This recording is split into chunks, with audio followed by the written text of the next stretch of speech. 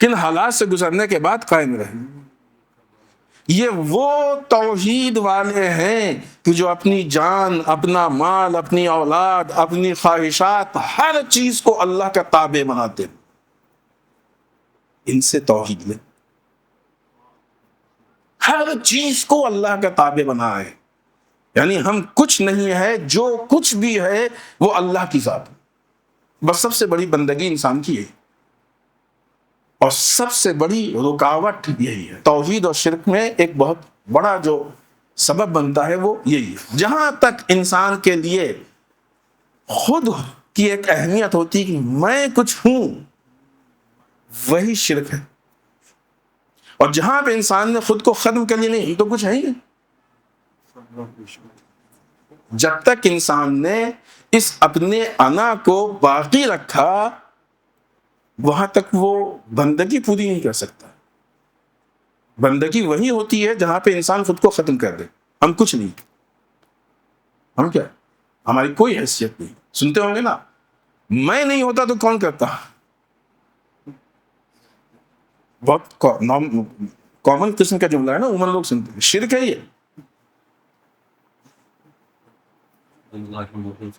بالفرض خدا نہ کرے، نعوذ باللہ، استغفر اللہ، میں نہیں ہوتا تو کون پڑھتا مجلس. اور ان کو بنانے والا کون ہے؟ صرف اس مثال کو سمجھانے کے لیے. نعوذ باللہ، اللہ نہ کرے کہ ایسا تصور بھی ذہن میں آئے. ہمیں بنانے والا کون ہے؟ اللہ ہی تو ہے. ایسا تو نہیں کہ اللہ دوبارہ ہمارے جیسا نہیں بنا سکتا. بنایا بھی ہے، بنا سکتا تو ہے، بنایا بھی ہم سے بہتر بھی ہیں. کوئی حیثیت نہیں ہماری. ہاں، پہلو یہ ہونا چاہیے کہ اللہ کا لطف ہے کہ اس نے ہمیں خدمت کا شرف دیا. ورنہ اگر اللہ ہم کو نہیں دیتا تو ہمارے گھر دوسرے آتے، ان کو یہ شرف حاصل ہوتا. توفیق عطا کی. یہ محسوس ہوا یہ فرق. تو جہاں تک یہ میں باقی رہتا ہے، وہاں بندگی نہیں ہوتی. ہم کس بندگی کی بات کر رہے ہیں؟ صرف نماز کی نہیں. اگرچہ نماز بھی ہوتا ہے، نماز پڑھ رہے ہیں تو یہ کہا جائے میں نمازی ہوں. میری مجلس اتنی بڑی مجلس ہے. ابھی کچھ سال پہلے، ہم نام نہیں لیں گے، دوسرا ملک تھا، ایک مجلس کو اس عنوان سے پہچانوایا گیا کہ دنیا کی سب سے مہنگی مجلس تھی. اور ہوئی بھی ہوگی، کیونکہ ہمیں معلوم ہے کہ جو لوگ ان میں بلائے گئے تھے، اس میں جن کو دعوت دی گئی تھی، ہم نہیں چاہتے نام لینا، مناسب بھی نہیں ہے. یہ جو تصور پیدا ہو رہا ہے کہ میری مجلس سب سے مہنگی،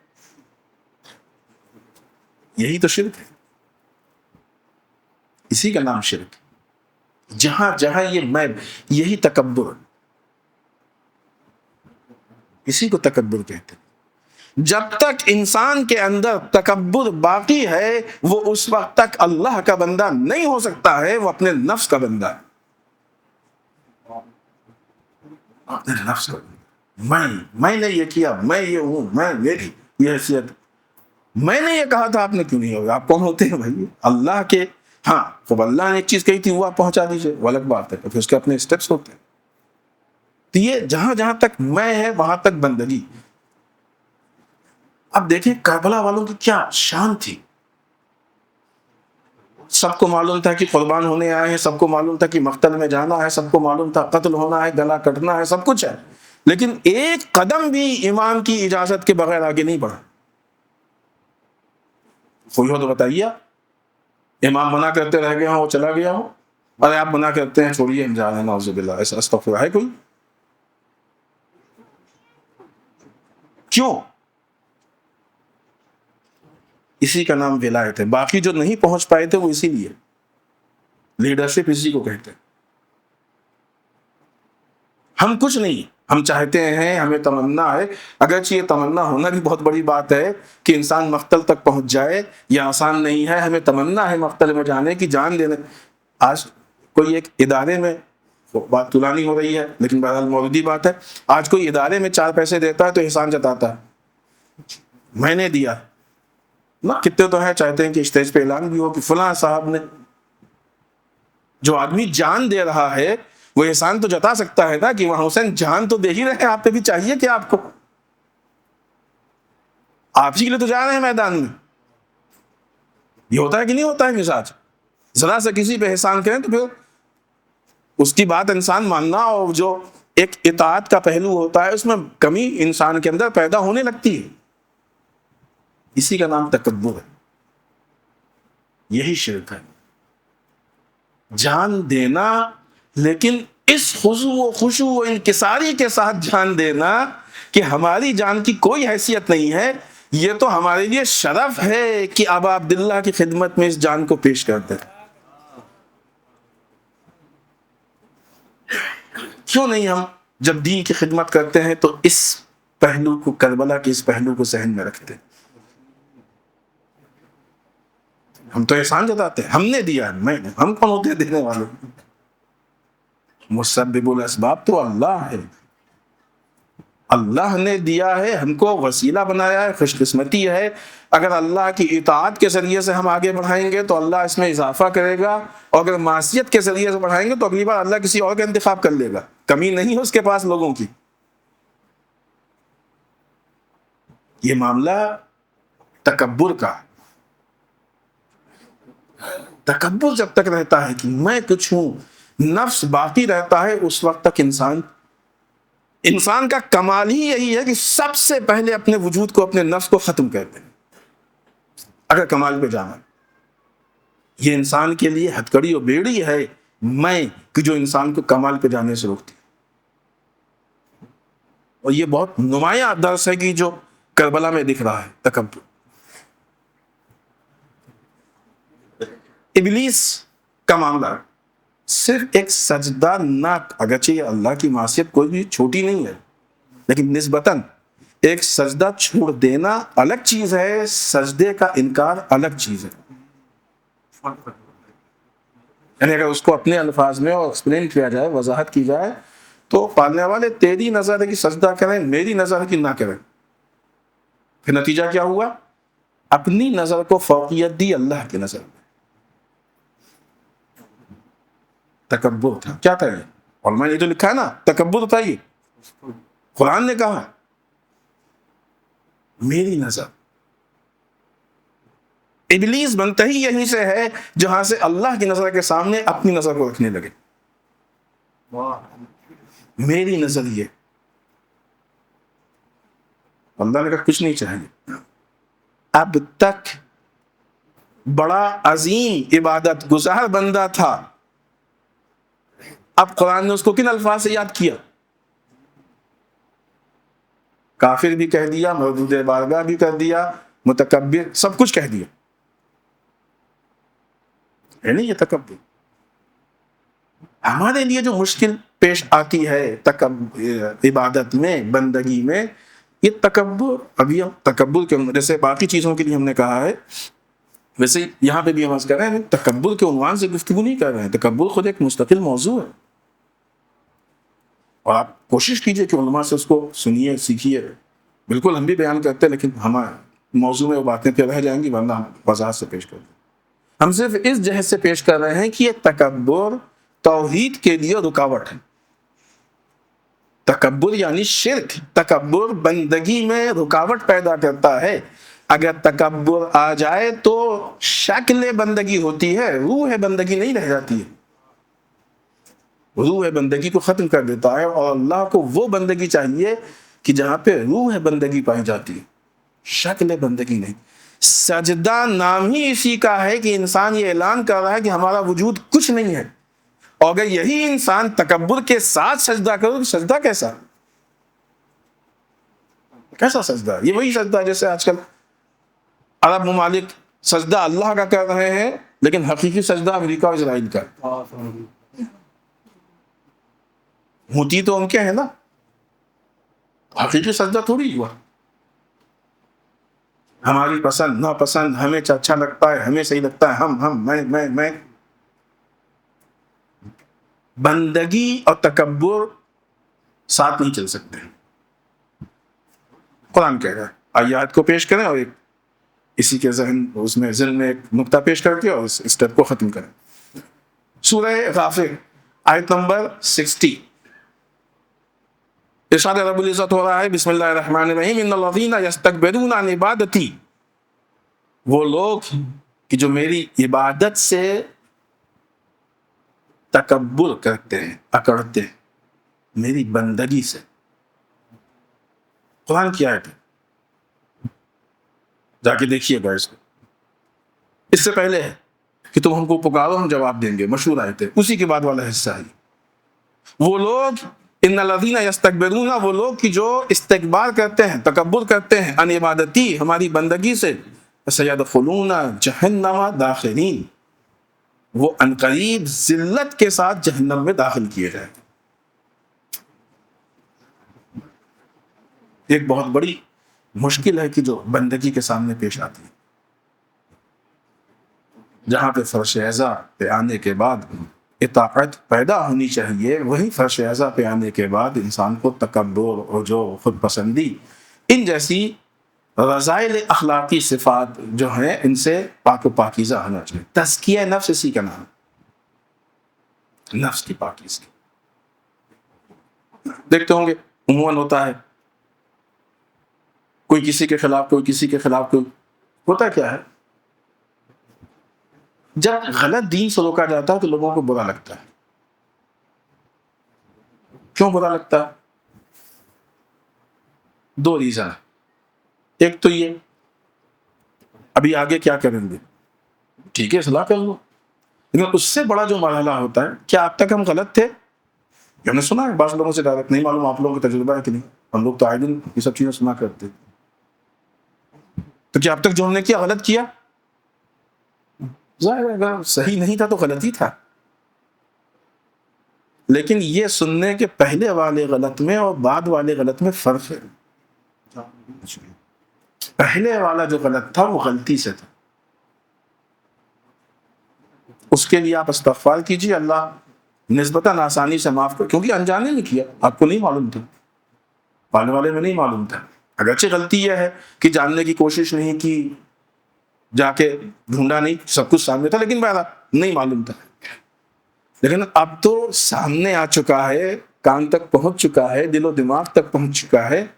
اب اگر نہیں کر رہے ہیں تو یہ تو جان بوجھ کے غلطی کر رہے ہیں، یہ اپنی جگہ پہ ہے، لیکن اس غلطی کی بنیاد جو ہے وہ تکبر ہے، وہ اپنی جگہ پہ. عمدن کی ہوئی غلطی کو اللہ نہیں معاف کرے گا. ہم اپنے ماضی کی غلطی کو صحیح بنانے کے لیے مستقبل غلط کر دیتے. کتنی بڑی حماقت ہے. مستقبل میں غلط کرنے سے ماضی صحیح نہیں ہوگا، بلکہ مستقبل مزید خراب ہو جائے گا. آپ دیکھیں عموماً جب اس طرح کی باتیں آتی ہیں، ہو کسی عالم کوئی آدمی کچھ کہہ دے تو آدمی نہیں دیکھتا ہے. عقل مندی یہ ہے کہ جائیے جا کے کتاب دیکھیے، علماء سے پوچھیے، تحقیق کیجیے، صحیح غلط اگر نہیں سمجھ میں آ رہا ہے صحیح غلط پہ تحقیق کیجیے، اور جو صحیح ہے اس کی کربلا یہی تو بتاتی. کیا کرتے ہیں ہم نے جو کیا ہے وہ صحیح ہے، ہمیں جو پسند ہے وہ صحیح ہے، ہمیں جو اچھا لگتا ہے وہ صحیح ہے، ہمارے یہاں جو ہوتا ہے وہ صحیح ہے، پارٹی بازی کرنے لگتے ہیں. اگر آپ کو یاد ہو تو ہم نے ایک دن ایک بات عرض کی تھی کہ یہ جو صفت پائی جاتی ہے پارٹی بازی والی، یہ زمانہ جاہلیت کی صفت ہے. بنی امیہ نے اسی کو زندہ کرنے کی کوشش کی تھی. کربلا اور یزید کے بیچ کا فرق ہی یہی ہے. یزید یعنی بنی امیہ زمانے جاہلیت کو زندہ کرنا چاہتے تھے، سرکار سید الشہداء اسلام کو زندہ کرنا چاہتے تھے.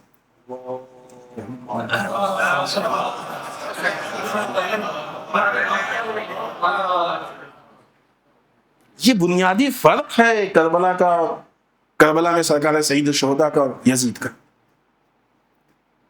آپ تصور کیجئے اگر عزاداری کو لے کے ایسے مسائل پیش آئیں تو جس عزاداری کے ذریعے سے اسلام کو احیا ہونا چاہیے، اگر اسی عزاداری کے ذریعے سے بنی امیہ کی چیزیں زندہ ہونے لگے، بنی امیہ کی روش زندہ ہونے لگے، تو اس سے زیادہ آج کے زمانے میں حسین ابن علی پہ ظلم کیا ہوگا؟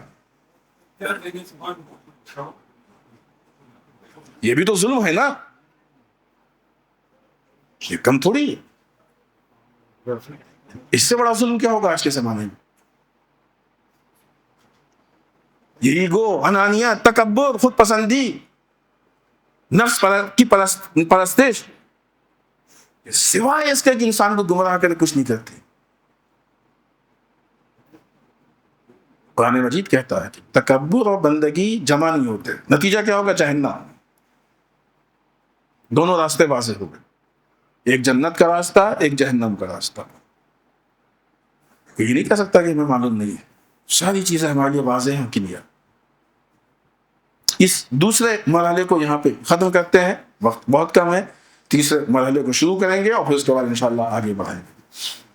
لہٰذا اختتام پہ اس بات کو کہ ہم نے کچھ مرحلے دوسرے اس میں پیش کیے ہیں آپ کے سامنے کہ جہاں پہ ہم کو پریکٹیکل اعتبار سے توحید کو اپنانا چاہیے، لیکن بات صرف اسی پہ ختم نہیں ہے۔ لیکن خلاصہ یہ ہے کہ ہم اپنی زندگی میں جو کچھ بھی کریں یہ دیکھیں کہ حکم کس کا ہے۔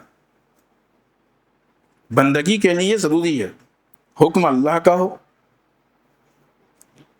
طریقہ بھی اللہ کا بتایا ہوا ہو، اور جس کے لیے کی جائے وہ بھی اللہ ہی ہو، مقصد بھی اللہ ہی۔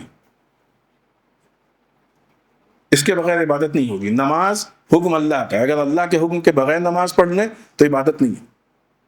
کوئی بھی چیز سب سے پہلے حکم دیکھیں اللہ کا ہے کہ نہیں۔ پھر نماز جب ہم پڑھتے ہیں تو طریقہ کس نے بتایا؟ اللہ نے بتایا۔ بہت دل چاہ رہا تھا، ہم نے ایک رکعت میں 2 کی جگہ 4 سجدے کر لیے، صحیح ہے نماز؟ ایک کی جگہ 2 رکوع کر لیے، اتنا ہی ہے۔ ہمیں یہ وہ والی نماز نہیں پسند ہے کہ آج موڈ نہیں ہے تو نہیں پڑھی، کل موڈ ہے تو ہاں، یہ اغیار کی سیرت ہے۔ تعبیر گواہ بہت سی چیزیں ایسی تعبیر میں بہت سے کھلواڑ ہوئے، طریقہ بھی اللہ کا۔ اور یہی نماز پڑھتے میں اگر ذہن میں خیال آ جائے کہ لوگ نمازی کہیں تو اللہ قبول نہیں کرے گا۔ مقصد بھی ذات پروردگار ہونا چاہیے، اسی کا نام بندگی۔ اور کیسی ہے بندگی؟ صرف نماز و روزہ نہیں، پوری لائف، پوری زندگی۔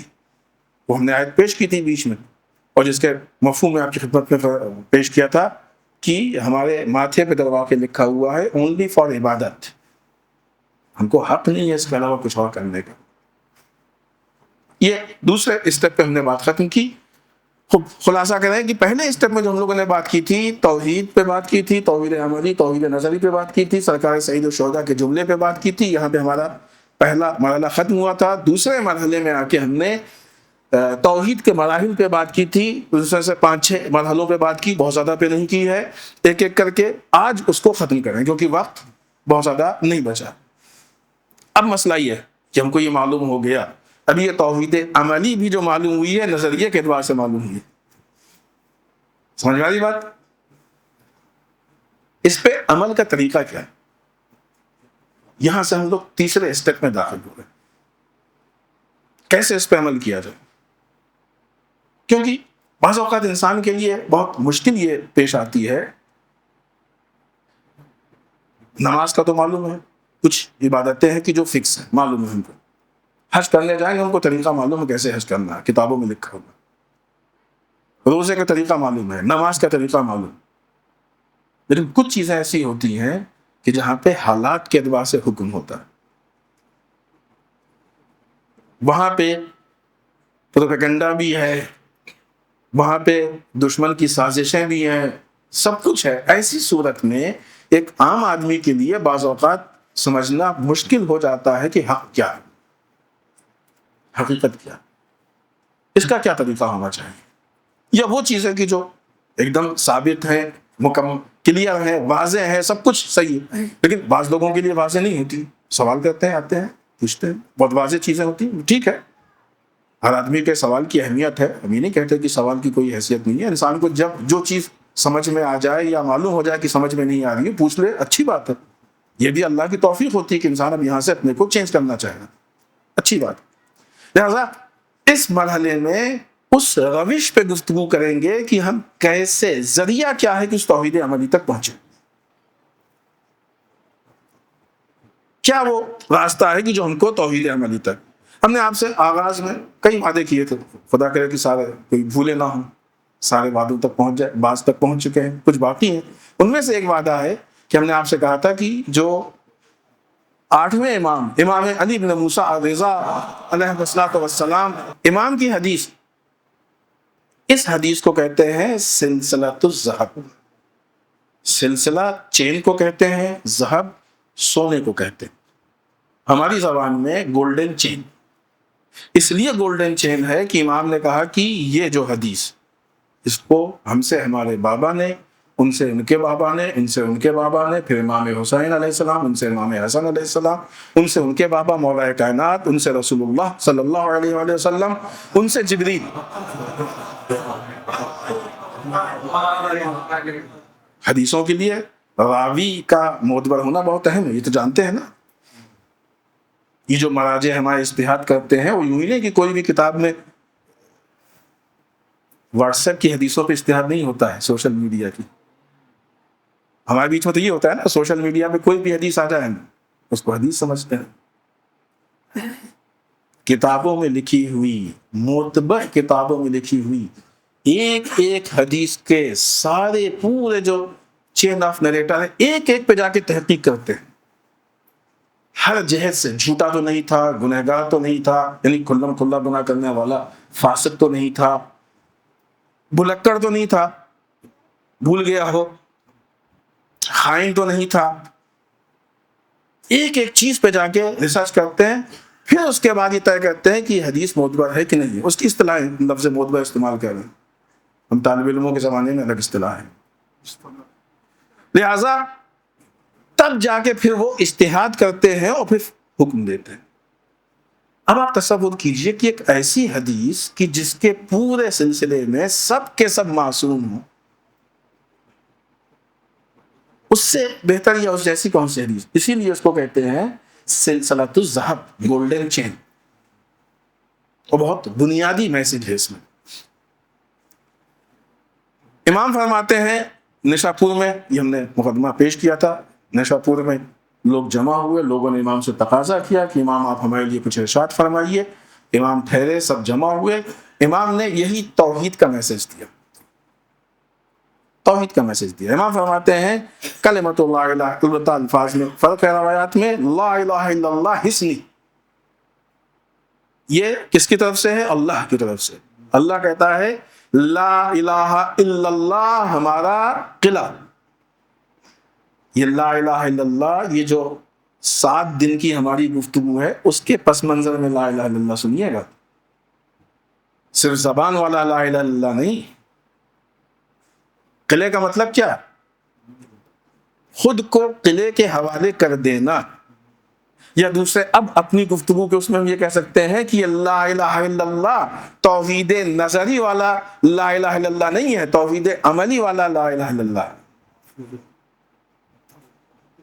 جب توحید عملی والا لا الہ الا اللہ ہوگا تو یہ قلعہ ہوگا. قلعہ کسے کہتے ہیں؟ قلعہ اس چیز کو کہتے ہیں کہ جو اپنے اندر رہنے والوں کی حفاظت کرے. قلعہ بنتا ہی مضبوط، کہتے ہی اس کو اسی لیے ہے قلعہ، کیونکہ مضبوط ہوتا ہے، حفاظت کرتا ہے. لا الہ الا اللہ حصنی، لا الہ الا اللہ ہمارا قلعہ. فمن دخل حصنی امن من عذابی، جو ہمارے اس قلعے میں داخل ہو گیا ہمارے عذاب سے محفوظ ہے. یہ تو بات ہو گئی کس کی؟ توحید کی. راوی لکھتا ہے کہ امام نے اس جملے کو ارشاد فرمایا، لوگوں نے سنا، امام کی سواری آگے بڑھی، تھوڑا سا آگے بڑھی تھی، امام نے سواری کو روکا، اپنے منہ کو نکالا، اور نکالنے کے بعد امام فرماتے ہیں بشروطہا، شرط ہے اس کی، وَأَنَا مِن شُرُوطِهَا، اور میں ان شرطوں میں سے. شرط کا مفہوم سمجھ رہے ہیں؟ شرط کسے کہتے ہیں؟ مثال دیں. یہاں پہ یہ جو کنیکشن ہے اس کنیکشن کو پہچاننے کی کوشش کیجیے. آج بات پوری نہیں ہو پائے گی، شروع کر رہے ہیں، پھر کل انشاءاللہ ہم اس پہ آگے بڑھیں گے. اس کنیکشن کو پہچاننے کی کوشش کیجیے. نماز کے لیے وضو شرط ہے. ایک ابھی بہت سے لوگ سنتے ہیں نا وہ توحید اور مثلا ہر ایک کو شرک بظاہر اپنی توحید بہت گاڑھی اور بہت اچھی ثابت کرنے کی کوشش کرتے ہیں. نماز کے لیے وضو شرط ہے. ایک آدمی آیا اور اس کے بعد وہ وضو نہیں کرتا، اور اس کے بعد کہتا نماز پڑھیں گے، وضو نہیں کریں گے نماز پڑھیں گے، بڑے ہی خشوع سے نماز پڑھا، بڑے ہی خلوص سے نماز پڑھا، قرات بھی بہت اچھی، سجدہ بھی بہت اچھا، رکوع بھی بہت اچھا، سارے شرائط، سارے واجبات، سارے مستحبات سب پہ عمل کیا، اس کی نماز قبول ہے؟ نہیں ہے نا قبول، کیونکہ جب شرط نہیں ہوتی ہے پوری تو جس چیز کے لیے شرط لگائی گئی ہے وہ کمپلیٹ نہیں ہوتا ہے، نہیں مانا جاتا. سمجھ؟ توحید انسان کے نجات کا ذریعہ ہے، لیکن توحید تک پہنچنے کے لیے، توحید کے لائق خود کو بنانے کے لیے امامت شرط ہے. بغیر امامت کی توحید ایسے ہے جیسے بغیر وضو کی نماز. امامت کا مفہوم کیا ہے؟ لوگوں کی لیڈرشپ، کیا ذمہ داری. ابھی ہم یہاں پہ آپ کے لیے واضح کرتے ہیں کہ خود امامت ایک عنوان ہے، اصول دین میں ہے، وہ بھی ہم امامت کے عنوان پہ گفتگو نہیں کر رہے، لیکن یہ امامت اور لیڈرشپ کی جس کی وجہ سے، جس کے ذریعے سے انسان توحید تک پہنچتا ہے، اس کو سمجھنے کی کوشش کرے. کیسے؟ مسئلہ صرف یہاں پہ بھی بات ہے، مسئلہ صرف عقیدے کا نہیں ہے کہ ہمارا عقیدہ ہے کہ اگر ہم امام علی علیہ السلام کو نہیں مانیں گے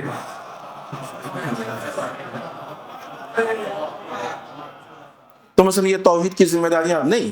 کنیکشن کیا ہے دونوں کے بیچ میں؟ ہماری پریکٹیکل لائف پہ اثر کیا؟ وہ عقیدہ اپنی جگہ پہ صحیح ہے، ہونا چاہیے، مضبوط ہونا چاہیے، لیکن عملی اعتبار سے ہم کو سمجھنے کی ضرورت ہے کہ دونوں کے بیچ میں کنیکشن کیا ہے، رشتہ کیا ہے، ربط کیا ہے. چھوٹی بات نہیں ہے جو امام کہہ رہے ہیں. شرطیں ہیں، میں ان شرطوں میں سے ہوں، یعنی امامت، ولایت، لیڈرشپ.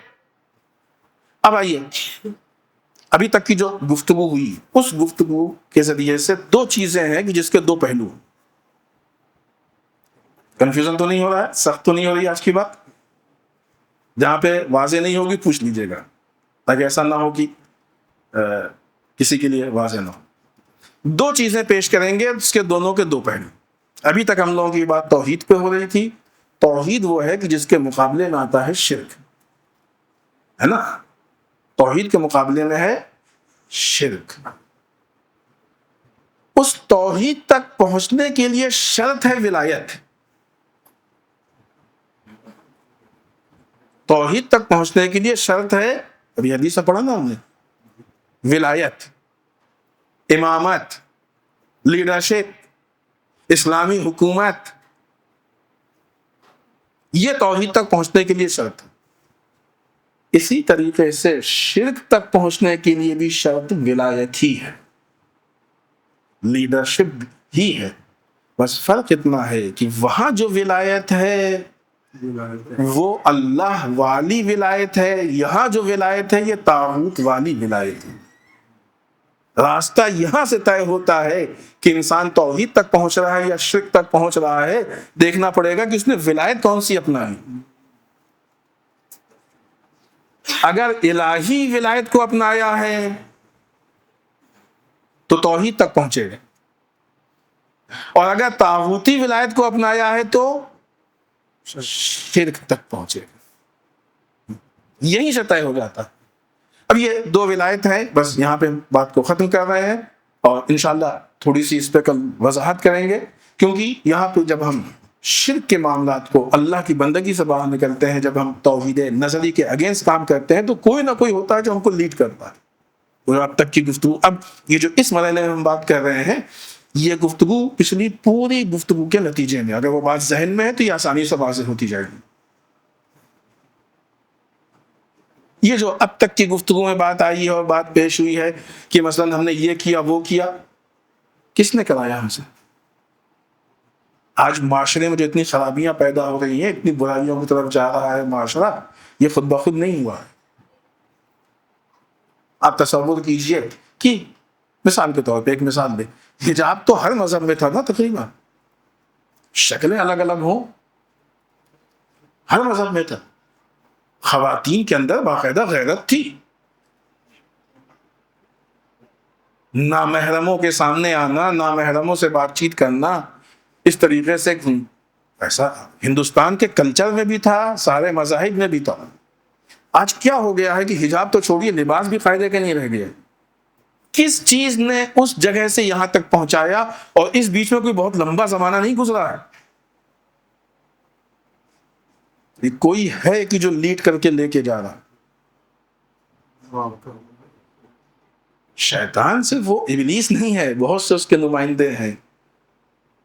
قرآن مجید نے بھی کہا کہ 2 طرح کے لیڈر ہوتے ہیں.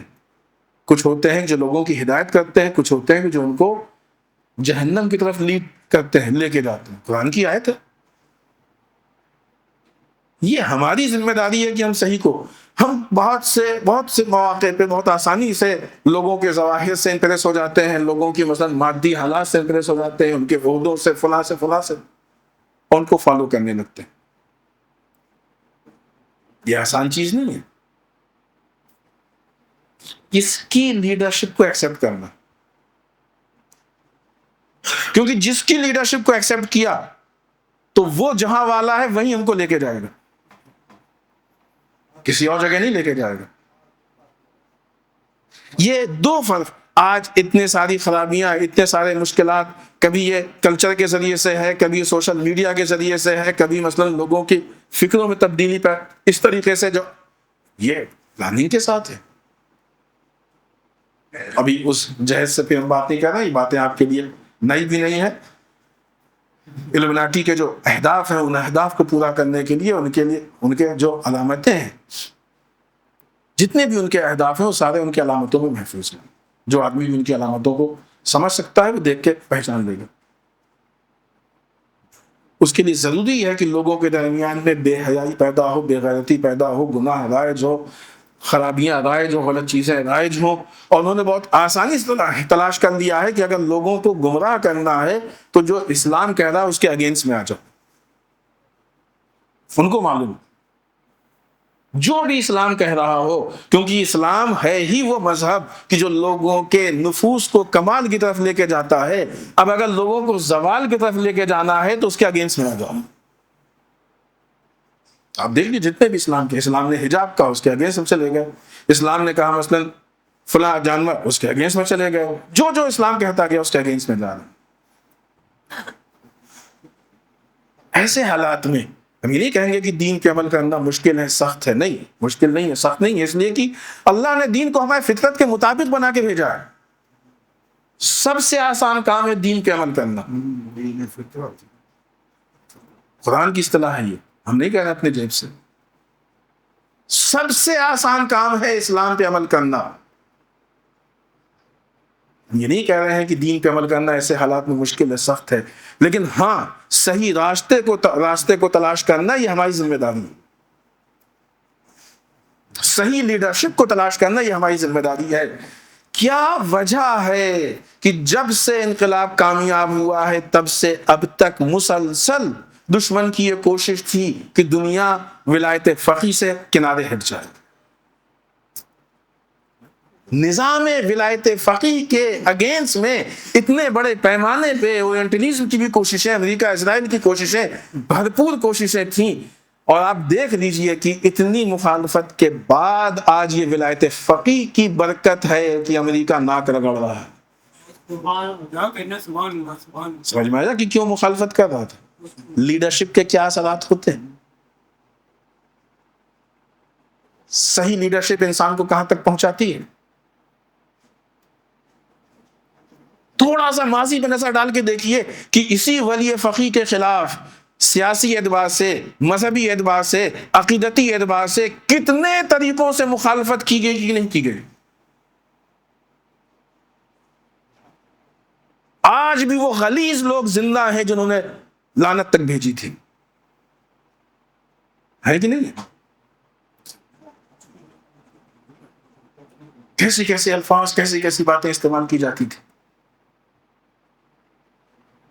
دشمن کو معلوم تھا کہ اگر یہ لیڈرشپ مضبوط ہو گئی تو اس اسلامی لیڈرشپ کی مضبوطی اس بات کی دلیل ہے کہ طاغوتی لیڈرشپ کمزور پڑے گی۔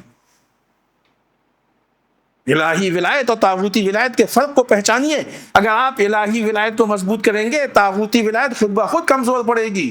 الہی ولایت کو کمزور کرنا یہ طاغوتی ولایت کو مضبوط کرنا ہے۔ اسی لیے ہمارے علماء مراجع کہتے ہیں کہ اس نظام اور ولایت فقیہ کو کمزور کرنا شرعاً جائز نہیں ہے۔ یہ حقیقت ہے، شرعاً جائز نہیں۔ اس لیے کہ جب آپ کی ابھی اس پہ بات ہوگی، آگے وضاحت کریں گے، اور لیڈرشپ کا مسئلہ ایسا نہیں صرف ولایت فقیہ نہیں، آپ کے علاقے تک کی لیڈرشپ اس پہ اثر انداز ہے۔ جو 2-3 گفتگو بچی ہے، بہت مختصر وقت ہے، اس میں ہم کوشش کریں گے کہ مختصر ہی صحیح اس بات کو آخر تک آپ کی خدمت میں پہنچائیں، کیونکہ یہی تو مسئلہ ہے کہ جہاں سے طے ہوگا کہ ہمارا راستہ کیا ہے۔ ابھی تک تو بات اس پہ ہو رہی تھی کہ فلاں منزل بہت اچھی ہے، فلاں جگہ جانا ہے، فلاں جگہ جانا ہے، فلاں جگہ جانا ہے، سب کو یعنی سب نے مل کے طے کیا ٹھیک ہے فلاں جگہ ہے۔ اب اس فلاں جگہ جانے کا راستہ کیا ہے، اور اس راستے پہ بات ہوئی۔ بس ہم یہاں پہ وقت بہت زیادہ ہو گیا ہے، اپنی بات کو ختم کر رہے ہیں، اور چند جملے مصیبت کے اسی جگہ بیچ سے انشاءاللہ کل اسی جگہ سے بات کو شروع کریں، تاکہ ہم پیش کر سکیں کہ اس توحید تک پہنچنے کا راستہ کیا ہے، طریقہ کیا ہے آج کے زمانے میں۔ آج جو گزرا ہوا جو دن تھا وہ 7 محرم تھا۔ امام حسین کے خیام میں بعض روایتوں کے مطابق پانی ختم ہو گیا۔ پانی ختم ہونے کا مطلب یعنی جو بزرگ ہیں انہوں نے پہلے سے پانی پینا چھوڑ دیا۔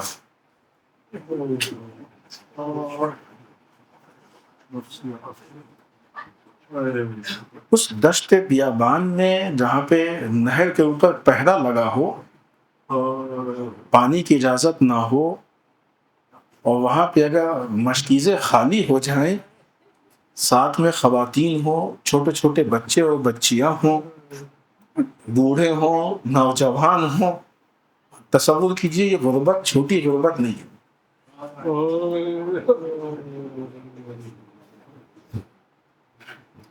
آج اس کمسن اور نوجوان کا ذکر کریں گے کہ جو امام حسن کا فرزند تھا۔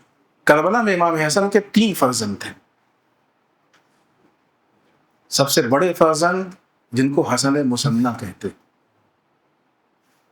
انہوں نے اپنے امو امام حسین سے اجازت لی، میدان جنگ میں گئے، جنگ کی، جنگ کرتے کرتے شدید زخمی ہوئے، گر گئے، دشمن یہ سمجھا کہ یہ شہید ہو گئے، نزدیک کے لوگوں نے آ کے ان کے جسم کو اٹھا لیا، وہ بچ گئے، حسن مثنی۔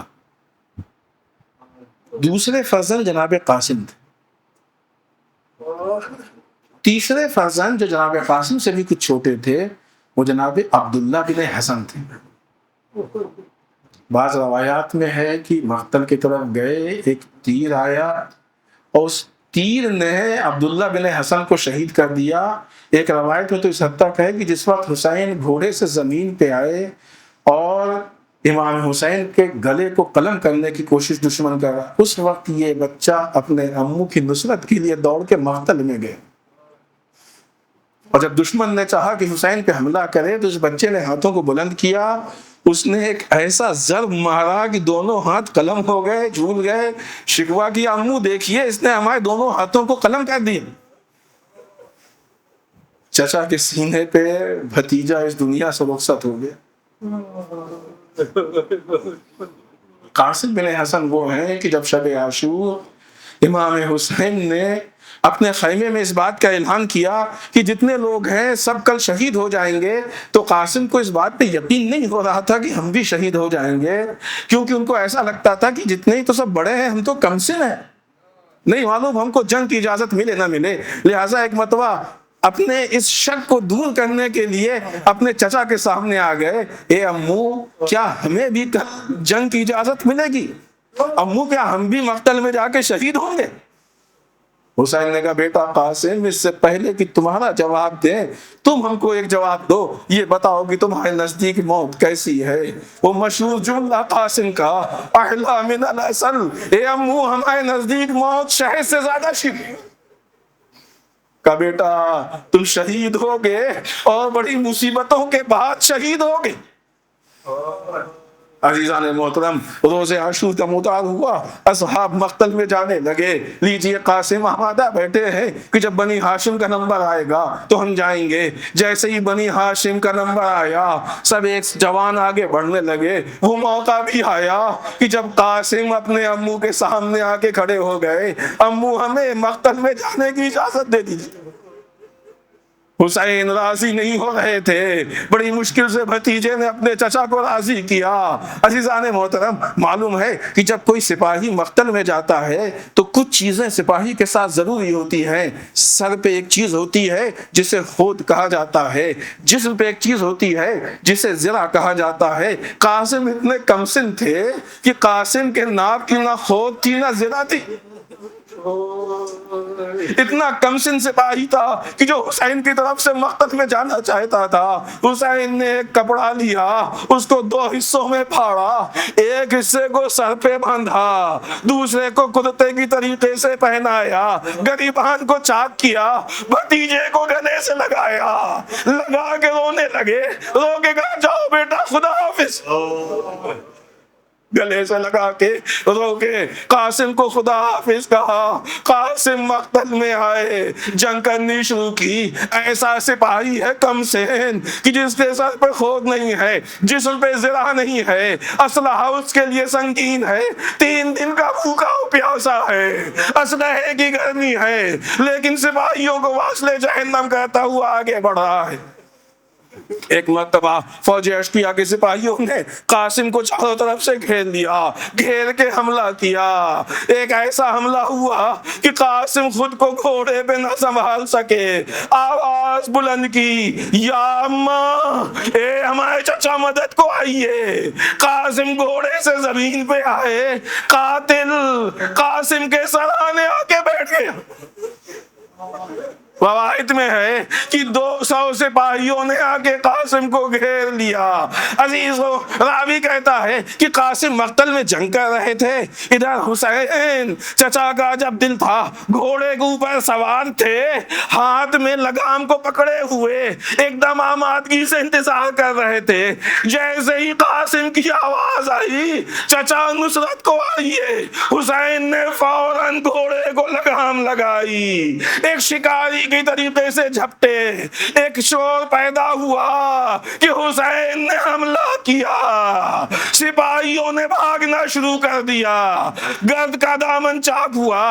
کیا دیکھا لوگوں نے؟ حسین زمین پہ بیٹھے ہیں، قاسم کے سر کو اپنے آغوش میں لیے، بھتیجے کے سر کو اپنے آغوش میں لیے ہیں، بھتیجا زمین پہ ایڑیاں رگڑ رہا ہے۔ حسین کہہ رہے بیٹا معاف کرنا، تم نے نصرت کے لیے آواز دی تھی، تمہارا چچا نہیں آ پایا، اور جب آیا تو ایسے موقع پہ کہ کوئی فائدہ نہیں۔ عزیزو، ایک مرتبہ قاسم اس دنیا سے رخصت ہوئے، حسین نے ایک بار پھر لپٹا لیا، قاسم کے لاشے کو سینے سے لگایا، لے کے مقتل کی طرف بڑھے، پیر زمین پہ چھلتے جاتے ہیں۔ تصور کیجئے تھوڑی دیر پہلے یہی چچا اسی بھتیجے کو گلے سے لگائے رو رہا تھا، اب اسی کے جنازے کو گلے سے لگائے خیموں کی طرف جا رہا ہے۔ جا کے در خیمے پہ لاش قاسم کو رکھ دیا۔ انا للہ و انا الیہ راجعون۔